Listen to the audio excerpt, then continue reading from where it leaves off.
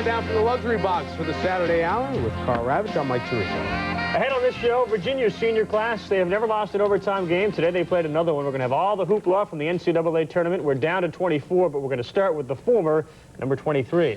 Yeah, who has just decided to come back, finally. Like MacArthur and Nixon before him, another famous and great American, MichaelJordan is returning. He released a press release today that said, quote, "I'm back," end quote, and that was it. MichaelJordan has ended his 17 months away from the game of basketball. He comes back to the Bulls tomorrow against Indiana, immediately making Chicago a title contender again. There's one report out there tonight that says Jordan will not be in his familiar retired 23, but in his baseball number 45. We'll see what happens. The center of the sports world tonight is Indianapolis, and Grace Lee Nickel is there. MichaelJordan's grand entrance as an unretired Bull was delayed on Saturday night. He did not travel on the team charter from Chicago, but he is expected to catch up with his old teammates by 12 o'clock Sunday afternoon. We're all very happy about this. We think it's going to be great for our basketball club. We hope expectations, which are going to be high, aren't overreaching for what we have as a basketball club. We're just glad he's getting back on the court and going to play. But isn't the goal now to win a championship with him back? I don't know how long he is back for. I mean, that's something you have to ask him directly. Isn't the goal, though, realistic goal now to try to win the championship? Oh, yeah, we'd all love to win the championship. It's still not going to resolve the issue and the problems that we have of a basketball team, retrieving the ball, getting rebounds, and playing defense. That's still a problem. We're going to get some scoring, I'll tell you that, though. I think it's pretty cool. It's pretty good. I think he'll help the team out a lot. You guys can win a championship with him, you think? I think anything's possible. The Indiana Pacers think it's pretty cool that they've been tapped to host MichaelJordan's second coming out party. They just found out about it this morning, and since then have been inundated with over 100 phone calls requesting additional media passes. But the only people guaranteed seats will be the ones who bought tickets for the game, and that's been sold out for more than a week.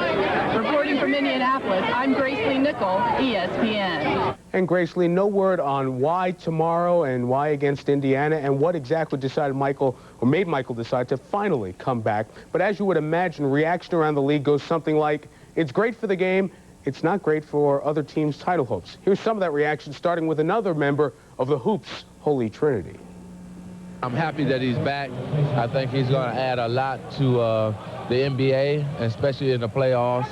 I think he's back because he was missing competition, and he's ready to go again. But I don't think, in my mind, I don't favor them to win it. Still with him back. Happy he's coming back. I think it's good for the game, you know. I think he's going to basically bring a lot of excitement back, and it's good for the league. I think there's still centers away, you know, and even role players. They had Horace Grant, Bill Cartwright, John Paxson. I just think, you know, they're still missing some pieces, but he's definitely going to help a great deal. Yeah, he'll help just a bit. Much more Michael later in the hour. A look at what MJ's been doing the last 636 days since his final basketball game. And we'll check where the Bulls are now as they welcome back the air into the Chicago flight. Carl. Now to the end. Carl, thanks. The game of baseball currently stands.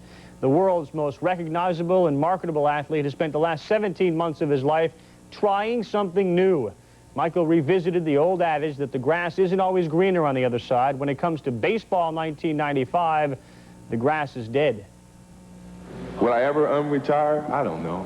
You know, I think the word retire means you can do anything you want from this day on. So if I desire to come back and play again, maybe that's what I want to do. Maybe that's the challenge that I may need someday down the road. I'm not going to close that door. I don't believe in never, and I won't ever believe in it to this point. On the basketball court, MichaelJordan never dribbled himself into a corner. In making his retirement speech, he refused to be pinned down as well. In saying goodbye to Michael, team owner Jerry Reinsdorf compared him to a legend from...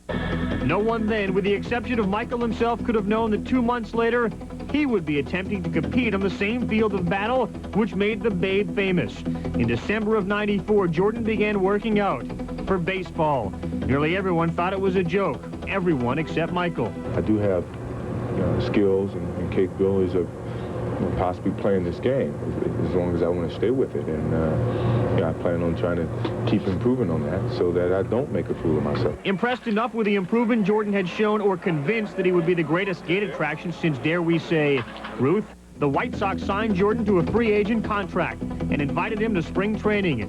The circus-like atmosphere put pressure on the other players in camp, but the focus was clearly on Michael.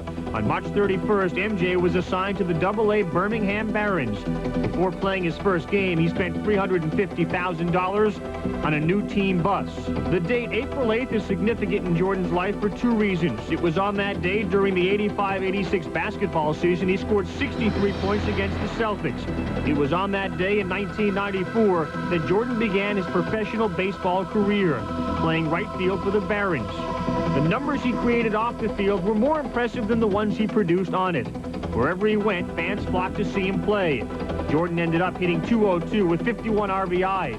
He stole 30 bases, struck out 114 times, but over the last 3 weeks of the season, Jordan went 12 for 40, hitting .300. That's a good start. I don't think I'm finished. I think my dream's still continuing. I'm still trying to get to the Major League if possible. I mean, that's the ultimate dream. 5 days after he put the glove down, he put his sneakers back on, playing in a charity game hosted by Scottie Pippen.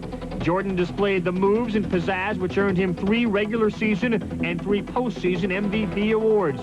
He scored 52 points, then kissed the Chicago Stadium floor and seemingly his basketball life goodbye. Like Birmingham, Scottsdale, Arizona was the next to benefit from MJ's presence. His play in the Fall League continued to lend credence to the notion that he may someday play in the bigs. Jordan batted .252 in 35 games. But in November, basketball called again. In a made-for-TV event, Jordan's number was retired, and a statue of the living legend was unveiled in front of the new United Center, affectionately known as the house that Jordan built. February 17th, 1995, Michael turns 32 in Sarasota, Florida. But on March 2nd, he walked out of the White Sox training camp, having earlier vowed not to get in the middle of the strike. Now, he's back in the middle of